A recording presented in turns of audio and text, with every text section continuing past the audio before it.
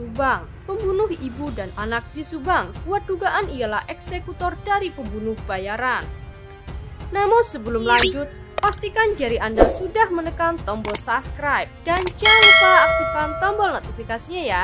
Jika sudah, mari kita lanjut.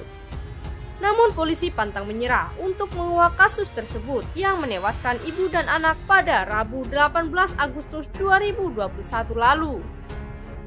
Menurut pakar hukum pidana Dr. Musa Darwin Pane, kasus ini belum terungkap karena cerdiknya pelaku. Musa Darwin Pane juga mengatakan bisa saja pelakunya adalah pembunuh bayaran. Kalau melihat dari pemaparan kepolisian yang disampaikan kepada media massa, memang ini pelakunya tidak hanya satu orang dan sudah direncanakan matang-matang, ucap Dr. Musa Darwin Pane. Menurut Musa Darwin Pane, rencana yang sudah disiapkan secara matang dan strategi hingga eksekusi jitu tanpa meninggalkan jejak biasanya dilakukan seorang profesional. Kalau eksekusinya bisa saja pembunuh bayaran, hanya saja pelaku utama tetap saja orang terdekat yang mengetahui gerak-gerik korban, ucapnya.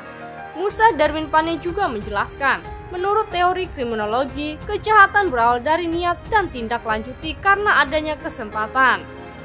Karena adanya kesempatan itu, dapat disimpulkan bahwa kasus pembunuhan ibu dan anak tersebut adalah orang yang diduga sudah mengintai gerakan korban terlebih dahulu.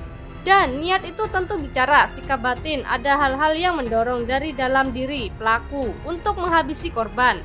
Bisa jadi menggunakan tangan orang lain, namun aktor di intelektualnya orang-orang terdekat korban, ucap Musa Darwin Pane. Menurut pendapat Musa Darwin Pane, dugaan kasus pembunuh ibu dan anak di Subang itu aktor utama adalah orang dekatnya, namun bisa saja pelaku adalah pembunuh bayaran. Kasus pembunuhan ibu dan anak di Subang itu cukup menggegerkan masyarakat dan korban adalah Tuti Suhartini dan Amelia Mustika Ratu. Awal ditemukan oleh Yosef, suami sekaligus ayah korban, pada tanggal 18 Agustus 2021. Ia pulang ke rumah setelah menginap di rumah istri mudanya. Tetapi saat akan masuk rumah terlihat sangat berantakan dan ia tidak menemukan istri dan anaknya. Yosef pun langsung bergegas ke kantor polisi dan tidak lama kemudian ia kembali ke rumah bersama polisi. Hingga akhirnya kedua mayat korban ditemukan tertumpuk dalam bagasi mobil.